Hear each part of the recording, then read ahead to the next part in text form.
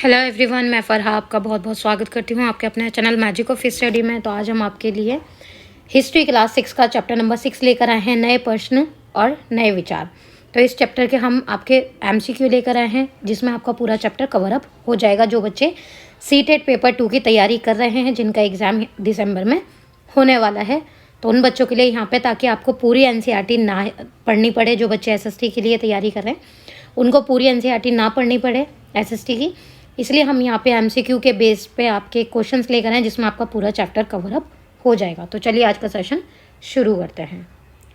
अगर आप चैनल पे नए हैं तो जल्दी से चैनल को सब्सक्राइब कर दीजिए और बेल आइकन को प्रेस कर दीजिए, ताकि आपको टाइम से सारी वीडियोस के नोटिफिकेशन मिलते रहें। और अपने फ्रेंड्स के साथ शेयर करना मत भूलिएगा और वीडियो के एंड तक ज़रूर बने रहिएगा। बहुत बहुत इंपॉर्टेंट क्वेश्चन है, इसमें आपका पूरा चैप्टर कवर अप हो जाएगा। आपको पूरा चैप्टर पढ़ने की कोई भी ज़रूरत नहीं होगी। वीडियो अच्छा लगे तो लाइक ज़रूर कीजिएगा। चलिए आज का सेशन शुरू करते हैं। पहला क्वेश्चन है आपका, बौद्ध भिक्षु भिक्षुणियों के शरण स्थल थे। जो बौद्ध भिक्षु थे उनके जो शरण स्थल थे वो क्या कहलाते थे, आपको ये बताना है। विहार कहलाते थे, स्तूप कहलाते थे, आश्रम या उपरोक्त सभी। तो बौद्ध भिक्षुओं के जो शरण स्थल थे वो क्या कहलाते थे, विहार कहलाते थे, या विहार भी कह सकते हैं उन्हें। नेक्स्ट क्वेश्चन है आपका क्वेश्चन नंबर 2, बौद्ध धर्म के संस्थापक थे। बौद्ध धर्म के जो संस्थापक थे वो कौन थे, आपको ये बताना है।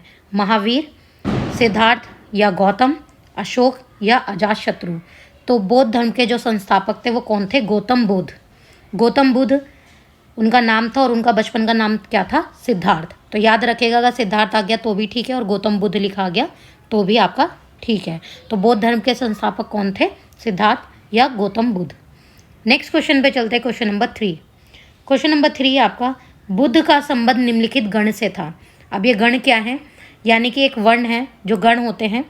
तो बुद्ध का जो संबंध था वो किस गण से था, किस गण से था, शाक्य गण से था। तो ऑप्शन नंबर सी आपका करेक्ट हो जाएगा।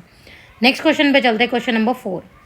क्वेश्चन नंबर 4 है आपका, महात्मा बुद्ध ने अपना पहला उपदेश कहाँ दिया। जो महात्मा बुद्ध थे उन्होंने जो अपना पहला उपदेश था वो कहाँ दिया था, किस जगह पर दिया था। तो आपका सही आंसर क्या हो जाएगा, ऑप्शन नंबर ए, सारनाथ में। महात्मा बुद्ध ने अपना जो पहला उपदेश दिया था वो कहाँ दिया था, सारनाथ में। और बोध गया में क्या मिली थी उनको, उपाधि, यानी उनको क्या थी, जो विद्या थी वो प्राप्त हुई थी। ठीक है, तो याद रखिएगा, इनका जो पहला महाबुद्ध का जो पहला उपदेश था वो कहाँ था, कहाँ दिया था, उन्होंने सारनाथ में दिया था। नेक्स्ट क्वेश्चन पे चलते हैं, क्वेश्चन नंबर 5। क्वेश्चन नंबर 5 है आपका, महात्मा बुद्ध तथा महावीर स्वामी ने अपनी शिक्षा निम्न भाषा में दी। जो महात्मा बुद्ध है तथा जो महावीर स्वामी थे उन्होंने जो अपनी शिक्षा थी वो किस भाषा में दी थी। तो किस भाषा में दी थी, प्राकृत भाषा में दी थी। ठीक है, याद रखिएगा, प्राकृतिक भाषा में दी थी, जो उस वक्त उस समय में बोली जाती थी। आज से 2500-3000 साल पहले के करीब जो भाषा वहाँ पे बोली जाती थी उसे प्राकृत भाषा कहते हैं। तो उन्हीं की भाषा में उन्होंने क्या करा था, शिक्षा या ज्ञान दिया था लोगों को। ठीक है, लोगों को सही राह दिखाई थी कि आपको किस तरीके से अपना जीवन व्यतीत करना चाहिए। यानी मोह माया से त्याग की, इच्छाएं जो हैं कभी भी ख़त्म नहीं होती हैं, तो इच्छाओं को जीते जी मानना चाहिए। ठीक है, नेक्स्ट क्वेश्चन पे चलते हैं, क्वेश्चन नंबर 6। क्वेश्चन नंबर 6 है आपका, सारनाथ का स्तूप प्रतीक है। जो सारनाथ है उसका जो स्तूप है वो किस चीज़ का प्रतीक है, आपको ये बताना है। तो किसका प्रतीक है, महात्मा बुद्ध के पहले उपदेश का। ठीक है, सारनाथ का जो स्तूप है वो किसका प्रतीक है, महात्मा बुद्ध के पहले उपदेश का। जैसा कि अभी आपको पिछले क्वेश्चन में बताया गया है कि महात्मा बुद्ध ने सबसे पहला उपदेश कहाँ दिया था, सारनाथ में दिया था। तो इसलिए सारनाथ का जो स्तूप है वो किसका प्रतीक है, महात्मा बुद्ध के पहले उपदेश का प्रतीक है।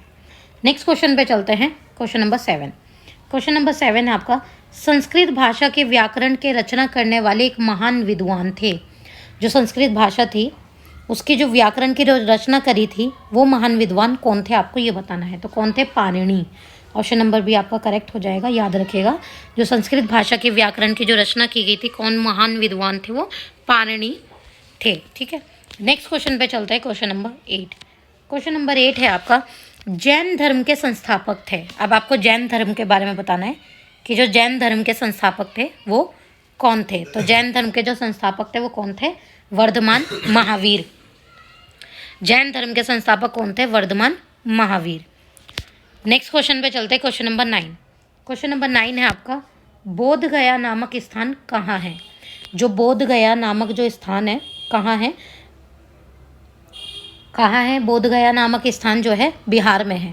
गया स्थान क्या है? ये बिहार में स्थित है। ये नामक स्थान है जो कहाँ है? बिहार में स्थित है। और यहीं पर क्या था, उन्हें विद्या प्राप्त हुई थी किन्हें? महात्मा बुद्ध को। ठीक है, नेक्स्ट क्वेश्चन पे चलते हैं। Question number 10। क्वेश्चन नंबर 10 है आपका, गौतम बुद्ध को किस नाम से पुकारा जाता था? जो गौतम बुद्ध थे उनको किस नाम से पुकारा जाता था? तो गौतम बुद्ध को सिद्धार्थ नाम से भी पुकारा जाता था और सिद्धार्थ उनके बचपन का नाम था। नेक्स्ट क्वेश्चन पे चलते हैं। Question number 11। क्वेश्चन नंबर 11 आपका, गौतम बुद्ध का जन्म कितने वर्ष पूर्व हुआ था? जो गौतम बुद्ध थे उनका जो जन्म था वो कितने वर्ष पूर्व यानी कितने साल पहले या कितने वर्ष पहले हुआ था? तो कितने वर्ष पहले हुआ था? आज से तकरीबन 2500 वर्ष पूर्व उनका गौतम बुद्ध का जन्म हुआ था। नेक्स्ट क्वेश्चन पे चलते हैं। Question number 12। क्वेश्चन नंबर 12 है आपका, बुद्ध किस वर्ण के थे? वर्ण मैंने आपको बताई थी, वर्ण व्यवस्था कैसे थी? ब्राह्मण, क्षत्रिय, वैश्य और शूद्र। तो वर्ण व्यवस्था इस तरीके से थी कि ब्राह्मण सबसे ऊंची जाति, फिर क्षत्रिय आते थे, फिर वैश्य आते थे, फिर शूद्र आते थे। तो बुद्ध जो थे वो किस वर्ण के थे? तो बुद्ध थे क्षत्रिय वर्ण के थे। ऑप्शन नंबर भी आपका करेक्ट हो जाएगा।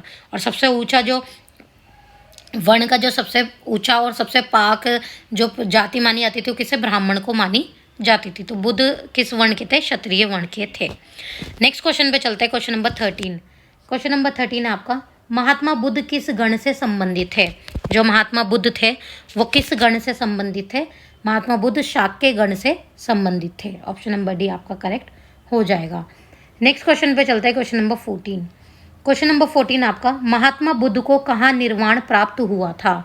कि जो महात्मा बुद्ध थे उनको निर्वाण कहाँ प्राप्त हुआ था, आपको ये बताना है। तो कहाँ प्राप्त हुआ था? कुशीनगर में प्राप्त हुआ था। ऑप्शन नंबर डी आपका करेक्ट हो जाएगा। नेक्स्ट क्वेश्चन पे चलते हैं। Question number 15। क्वेश्चन नंबर 15 आपका, महात्मा बुद्ध ने अपना पहला उपदेश कहाँ दिया था? महात्मा बुद्ध ने जो अपना पहला उपदेश था वो कहाँ दिया था? सारनाथ में दिया था। तो ऑप्शन नंबर ए बिल्कुल करेक्ट हो जाएगा। महात्मा बुद्ध ने अपना पहला उपदेश कहाँ दिया था? सारनाथ में दिया था। नेक्स्ट क्वेश्चन पे चलते हैं। Question number 16।